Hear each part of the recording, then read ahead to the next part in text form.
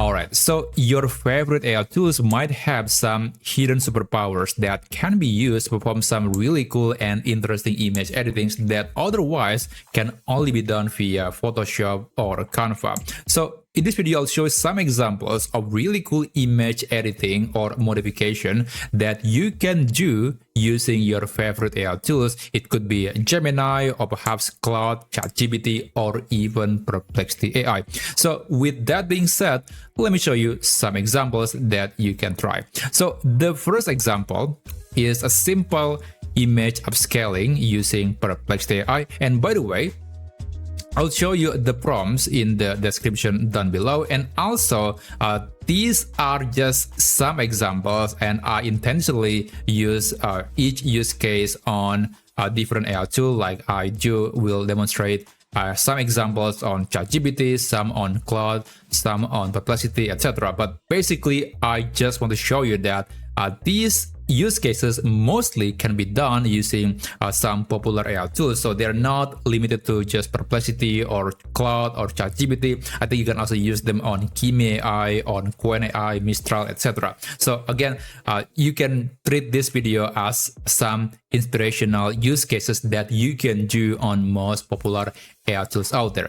So that's something that I want to clarify. But anyway, let me just continue. So right here, there is a simple image upscaling that I did using Perplexity AI. Now, there is one thing here that I need to clarify. This is not like an AI image upscaler. It is not the modern image upscaling technology like from Topaz Labs or Gigapixel. This is just the basic of image upscaling. So do not expect a tremendous enhancement. This is more like making your picture to be a bit more clear or sharper. Now, I have these two examples. I have these images. The picture on the left is the original image, and the picture on the right is the one that has been upscaled using the code execution feature in Perplexity AI. So they look kind of similar, but if you zoom in to perhaps this area, you can see that the picture on the right is a bit more clear. It is sharper than the picture on the left. So it is probably only for enhancing some details. So it's not like the best quality, but in some cases you might want to get some extra clarity or details on your image. And for that, you can use a normal large language model to create a Python code that later can be executed in the platform's environment to modify your image. And that's exactly what was done in Perplexity. It's really cool. Now, let's move on with the next example, and that is creating a picture with watermark. So you can upload any image. It could be multiple images, and then later you can use this prompt and you can specify the text that you want to appear as the watermark on the image. Now in this case, the text was subscribe, and I got the text to be appearing on this particular image, and then I can download this image to my computer, and it looks really good. It looks nice, and it's almost like something that usually people do when they want to create a watermark on their project or a photo. So you can use this prompt to batch generate or modify pictures or add watermark into those pictures, and in this case you can use AI. Now let me just continue.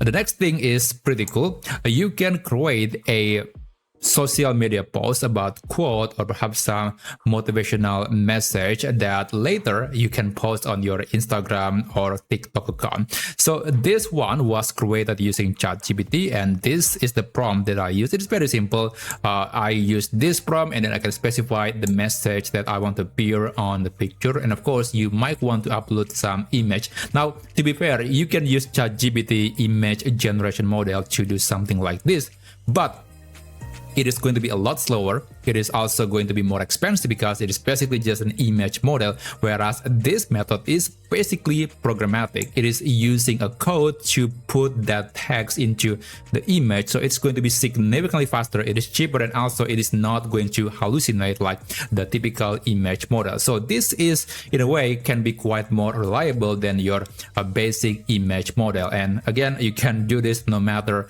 what AI tool that you are using. Now, on to the next example, and that is creating a photo collage, or basically a bunch of images into one photo. So you can have a picture with multiple panels. It could be 3 images, 5 images, 10 images in one panel. And also you can choose the style. It could be bento grid, it could be a cover fit, or square, or simple, square images like the typical Instagram photo. So you can choose various styles, and also you can choose the structure or the layout of the image. And yeah, this is one example that I created using ChatGPT. I think it looks quite decent. And by the way, but perhaps one advice when you're using a code execution in any of these tools, I do recommend to download the content immediately, because in some tools, they are only running the code execution temporarily, and when it is done, it will stop serving the image. So you need to download image as soon as it was created. So that's one advice when you want to use the code execution in most AI tools. Okay, now on to the next example, and that is detecting face on the picture and also applying some censorship or pixelation into the face. So that is something that can be done using AI. So just upload the image and then use this prompt, and then it will try to detect the image and then analyze the photo, and then of course applying the pixelation effect. It could be, just a black box. It's also possible to do that, but in this case, I'll just applying some pixelation to the face of the character. And as you can see, everything else remains normal. They're not being affected, and only the face or the head area of this person. So I think it's something that AI or code can do quite well. So it is also a lot faster than manually applying the blur effect or pixelation effect to each of your images. So that's one area where you can benefit from AI. Now, the next example is also my favorite. You can generate a branded QR code using AI. So just upload your own logo, and then using this prompt, you can specify the message or perhaps the link behind that QR code, and then later AI, with its coding capability, will generate a scannable QR code based on your instructions.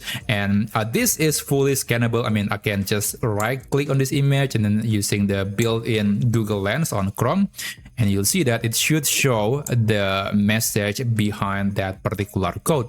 So yeah, as you can see, it is very accurate, and I think this is very useful in some business environment where you want to you put your brand into the QR code. So yeah, you can use this technique, and of course you can use any photo, it doesn't matter. And usually QR code these days are very robust, and they are also have some error detection, and they can protect themselves from some potential error when AI is trying to apply or add images into the code. So this is one example where the code is fully scannable even after AI or the code is applying an image into this QR code area. So I think that's really cool. All right, now the next example is you can generate an animation or GIF animation using AI. Just upload a bunch of images, and then using the prompt, you can specify the resolution, the amount of time for each image, also the animation, and also the color, or in this case the quality of image, and then you will get an animated picture. Now you can choose a GIF animation or WebP, because WebP is also another format that do serve an animation similar to GIF, and also it is a lot more lightweight and therefore can be used for website content. So this is one example that I created using ChatGPT. I think it looks quite amazing. It is not going to be the most detailed picture, because that's just the nature of animated GIF or animated WebP. You have to reduce the quality of the image, otherwise the image will be really big. So that's one thing to know. Now on to the next example, and this is, I think, one use case where many designers can be benefited from. So you can upload an image, and then you can use this prompt to tell AI to extract the most dominant color palette of that picture. And by the way, you can also do this on Gemini, although when it comes to Gemini, you can only do this via Google AI Studio because they do have built-in code execution, and that is a feature that is basically mandatory for any of these to work. And right now on Gemini, the code execution is still very limited. It is only for creating documents, but I believe in the future Google will eventually bring the native code execution directly into the Gemini platform. But at the moment, you can only use that via Google AI Studio. So that is very important caveat if you want to use the Gemini environment. But as you can see, it looks quite decent. It is something that later you can use as a design or color reference for your future projects or design. Okay, now let's move on. So this is just a simple use case. You can use AI to convert images into a different format. You can upload 10 images, 20 images, depending on what platform you're using, because they do have their own limit when it comes to how many images that you can upload at any given time. And here with this somewhat long prompt, you can choose the format that you want to turn the images into, like perhaps WebP or perhaps maybe PNG, JPEG, and depending on the format that you are choosing, you might end up with a much smaller image. So that's actually one great way to reduce the size of the image. And speaking about that, if you really want to just compress the image, then I guess you can use this particular prompt. You can ask AI to just maintain the same image format, the same extension file basically, but it will apply some compression. It will analyze the image automatically, and it will apply compression based on the image. And then later you can download the image as a file that is a lot smaller than the original file.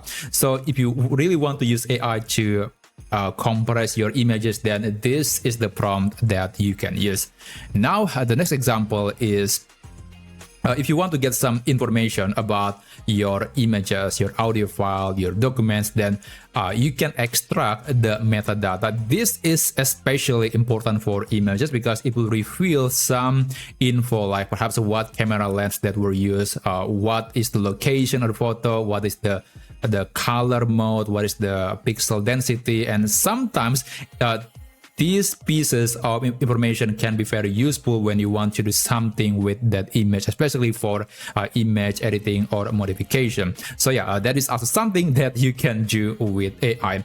And finally, if you want to apply some color, some filters, you can use this prompt. In this case, I'm using Google AI Studio to apply some filter into this image. And what's interesting about using AI when it comes to applying filters is the fact that you can choose plenty of different options, or you can mix and match your own filters. Like you can combine multiple filters together and you'll get something that is very unique. And usually applying multiple filters can be quite difficult or challenging if you're not quite proficient to the software that you might want to use, like Photoshop. It's actually not exactly easy to apply multiple things together, but here with AI, just tell it about the filters that you want to apply, and then AI will just create its own code to apply that effects into your images. So yeah, it can be quite intuitive compared to having to learn how to master certain image editing software. So yeah, those are some examples that you can apply, you can use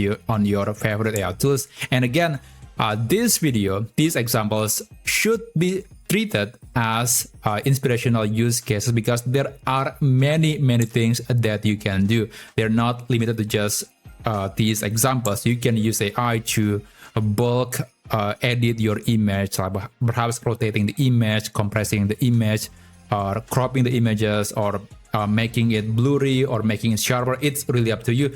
These are just some examples that hopefully will inspire you to get the most of your AI tools. So yeah, I hope you learned something from this video. So if you want to see other things that you can do with AI, then you can subscribe to this channel, and I'll see you on my future videos.